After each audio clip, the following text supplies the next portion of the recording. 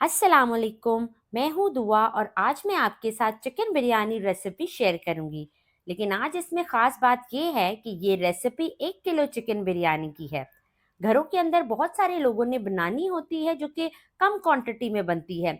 छोटी फैमिलीज हैं तो उनको मसला आता है मेजरमेंट्स के अंदर। तो आज हम आपके साथ परफेक्ट मेजरमेंट्स के साथ 1 kilo chicken biryani recipe share करेंगे, वो भी कराची की बिरयानी के स्टाइल में।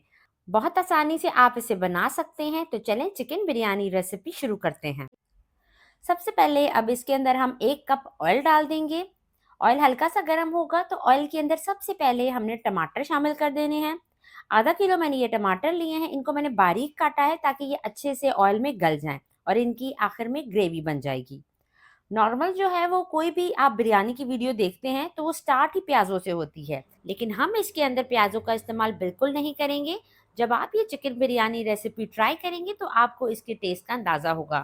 प्याज़ों से बिरयानी मीठी हो जाती है। बहुत सारी बिरयानी की वैरायटीज़ हैं जो प्याज के बगैर नहीं बनती, लेकिन ये रेसिपी प्याज के बगैर ही बनेगी। टमाटर यहाँ पर सॉफ्ट हो गए हैं तो अब इसमें 1 चम्मच भरकर अदरक लहसुन का पेस्ट और 1 चम्मच भरकर हरी मिर्चों का पेस्ट डाल देंगे। 1-2 मिनट के लिए इनको भी फ्राई करेंगे ताकि ये अच्छे से पक जाएं। टमाटर के अंदर जो हमने चीज़ें डाली थी वो अच्छे से कुक हो गई हैं। तो अब इसमें कुछ खड़े गरम मसाले डाल देते हैं।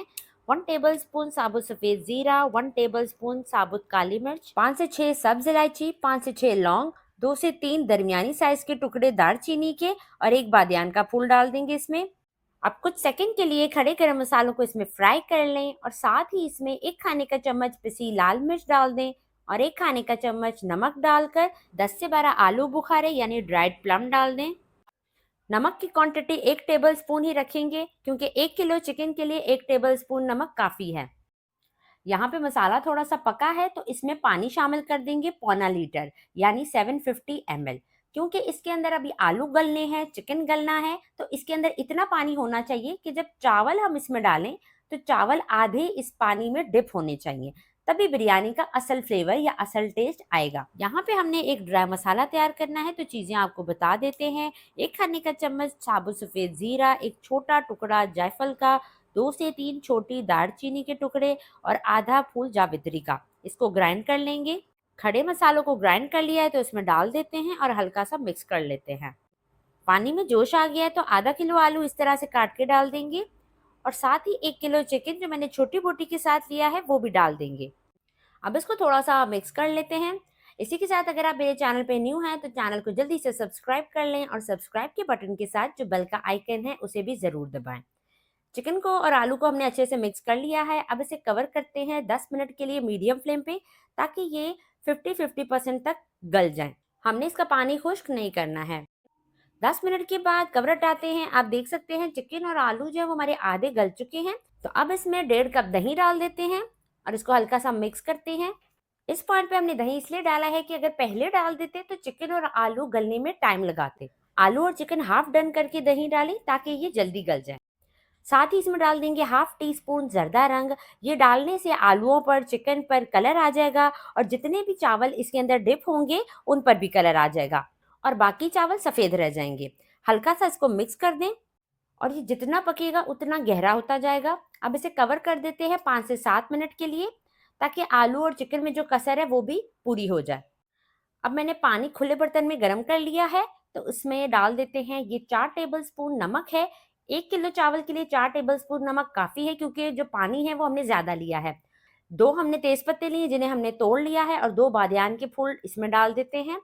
चम्मच से इन सब चीज़ों को मिक्स कर लें और अब इसमें चावल डाल देते हैं। ये 1 किलो मैंने सेला चावल लिए हैं जिसे पक्की बासमती भी कहते हैं। मैंने इसे 2 घंटे पहले भिगो के रखा था।